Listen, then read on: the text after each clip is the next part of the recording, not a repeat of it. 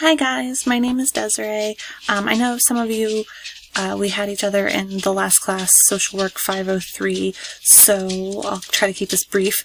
I have decided to pursue my master's in social work right now because I just graduated with my bachelor's in January, so I took a semester off and I wanted to continue my education before I got burnout or just didn't want to go back to school. And before I started a family and had kids and stuff like that. So I really want to become a licensed clinical social worker, and I figure now is the best time to do that while I have the time and energy to do so. I would really love to have my own practice one day, but right now I work with Child Protective Services, and I love my job. I mean, I am in a social worker role there in investigations, investigating child abuse and neglect, so I like it, and I look forward to working with all of you. Bye.